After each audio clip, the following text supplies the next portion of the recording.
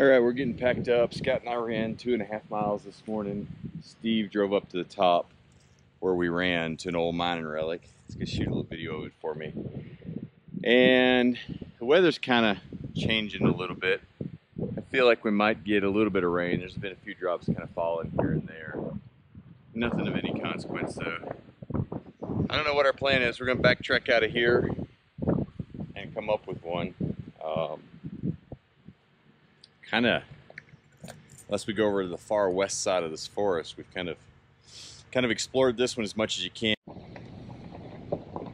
All right, we're making our way off the mountain. Nice viewpoint here. So we got to see the view and the relief vertically from where we were camping up back down to the valley floor where we're headed now.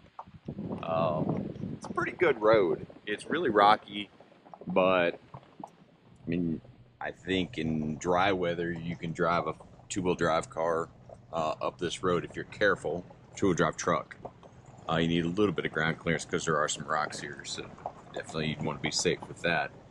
But it's an old mining road, and at the very top there's a mining relic, and just the scenery in general is really pretty. Didn't really see any wildlife other than, you know, a couple chipmunks, a couple birds, a bat last night. Kind of the extent of it, but that's our story right now. I think we're going to go down and check out this little town of Nye, NYE, Montana. It's kind of where the road ends, if you will. We have this fantasy that there's a pancake restaurant in Nye. I highly doubt it, but you never know. So that's it right now. I'm going to hop off here and navigate a couple of these sections of rocks.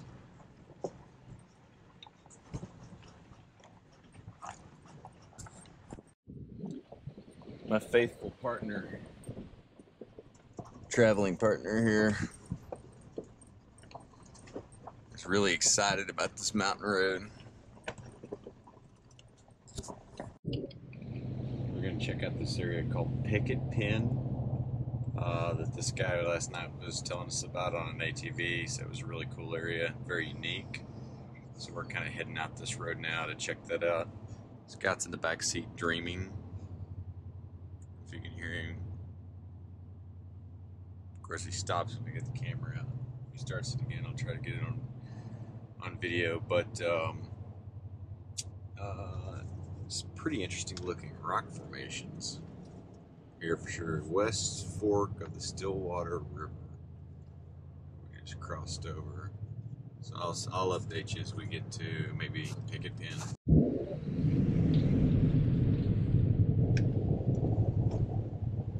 The geology has changed so abruptly in like 5 or 6 miles. We went from really being in the mountains, kind of alpine, to a little bit of, I don't know if you call this high desert, plains. I just have this overwhelming sense that we are in the middle of nowhere. I mean, we kind of are, but it really feels like it. This is a very, very isolated place. I wonder what it's like here in the winter. Obviously, they get snow. I think it's accessible in the winter, though, because we're probably, let's see, ABC. We're at 4,700 feet in elevation. So, yeah, they get snow, but I don't think they get sucked into where you can't get here. There's some cool houses and properties back here. It's a neat little place. Got a horse and a horse barn, a little cabin. And then this cool rock formation right back behind their house. That's kind of neat. And there's another one there. That's the guest cabin. It's going to be my guess. So I'm going with. So that's the guest cabin. I like the rock formations. Those are pretty cool. It's the abandoned equipment lot. It belongs to somebody else, I'm sure. that doesn't live close to here. And then you got a little canyon up that way. Apparently there's a lot of fishing here because we got Castle Rock ahead, fishing access. Keep going by these signs that say fishing access. They're just trying to taunt me, make me believe that there's fish in there, but we all know that if I go down there with the tin car, that there's no fish in there anywhere. Still out. Oh, there's another one, Castle Rock, fishing access. Lies. All lies.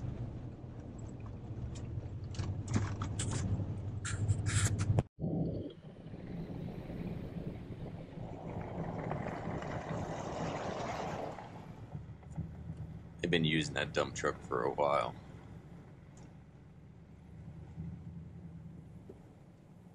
Beehive Rock, Bad Canyon.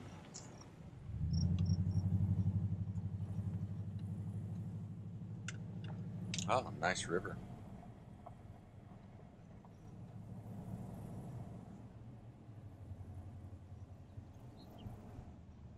Some pretty sweet properties back here. Oh, Steve's wanting to know if we need to go straight or across the bridge, and I don't know. Let's see. Looks like straight to me.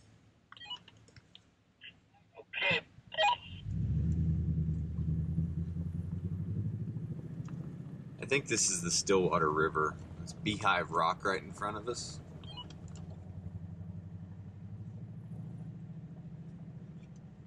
I feel like I just got transported into a cowboy movie. I know, right?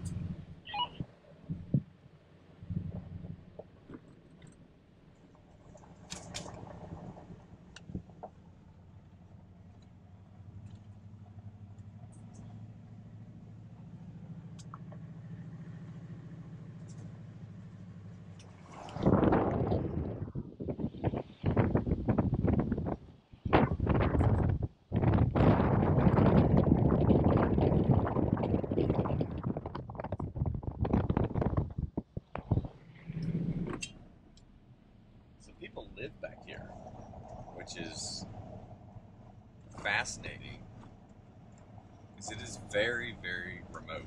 I mean, we're in the middle of nowhere, Montana.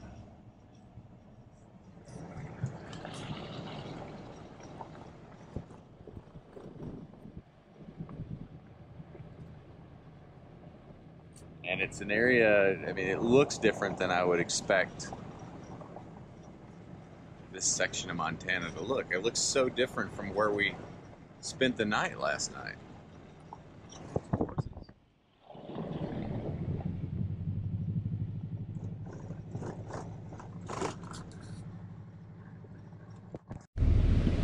A couple of deer going up the canyon there.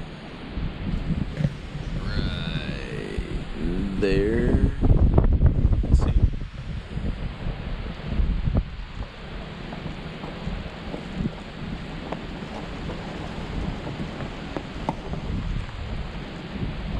Very lean and muscular.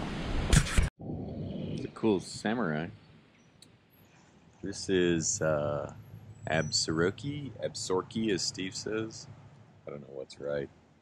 He thinks he's right.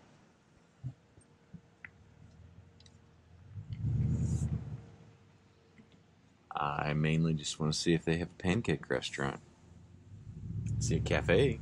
That could be a good sign.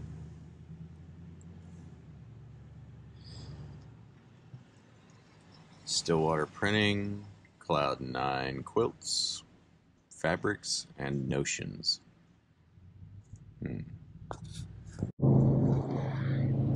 Alright, so we hung out at that little town of Absurki, which apparently is the way you pronounce it. We got a definitive answer from a local. For a bit, had lunch, ended up sitting outside of the fly shop talking to the gentleman that owned the fly shop for a while.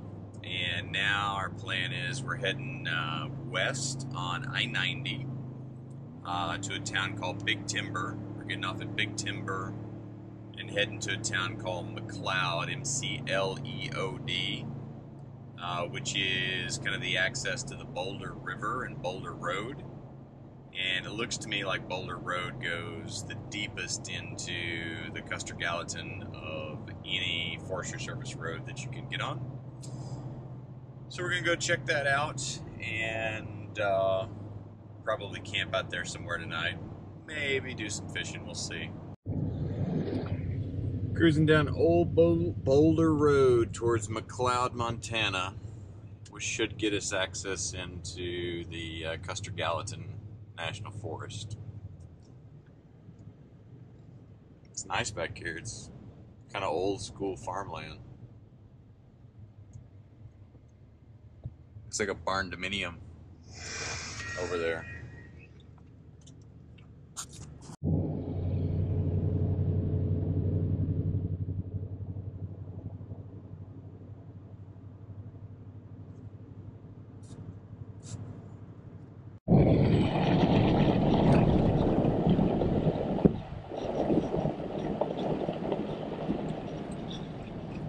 That's a pretty cool place.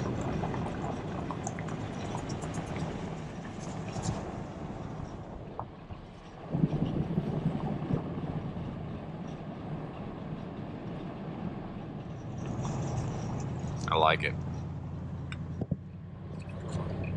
Oh, by the way, check that out.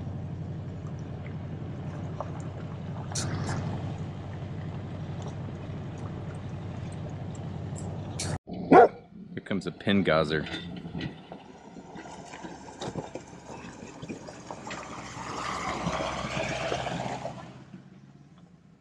I just got passed on the trail by a pin gauzer. That's pretty cool. But Boulder Road up the Gallatin is only marginally cool because the scenery is amazing. Let's see if I need to clean my lens off. Yeah, maybe it's just I have a dirty windshield. So we found both the Rosebud Creek and the Boulder River roads to be kind of interesting places to try to find dispersed overland style camping. You're surrounded by the Beartooth Absaroka Wilderness, say it right eventually, on both sides of the road. So it's very narrow margins and these big box canyons. And there's just not a lot of camping options other than like campgrounds. If you're into campgrounds, that's great. But if you're not into campgrounds, it's not a very accessible national forest. Side-by-sides seem to rule the roost, for sure here. I've got mixed emotions on them because I had one and they are a blast to ride and great for this kind of terrain. I think they do more erosion damage though, but that's an opinion. Hey, good morning. Had a little bit of thunderstorm last night. More lightning and thunder than rain. It really hasn't rained that much.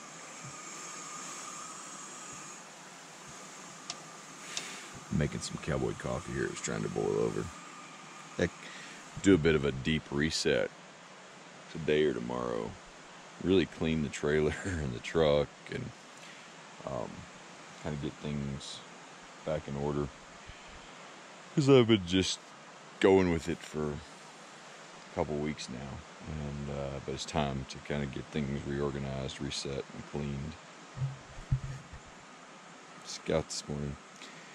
We explored all over the Custer Gallatin yesterday and ended up here. We're in some campground. I don't know. It's a Forestry Service campground. It's like $2.50 if you got the National Pass. So it's cheap enough, but it's not spectacular. Looks like they've had a fire up there as well on the mountain. Anyway, so I think the plan right now is going to be, after we get organized and leave here, to go over to the far west side of this mountain range. That'll be the only cardinal direction that we haven't explored the mountain range from. Do that and camp tonight, and then tomorrow Steve and I are going to part ways. He's going to head toward Oregon. I'm going to start to head back towards Georgia and Billings and pick up Andy, who's flying in, and kind of come up with a plan from there. So in the meantime, I'm going to work on this Cowboy coffee, think about cleaning the stove, which won't happen until tomorrow, and get ready to start the day's adventure.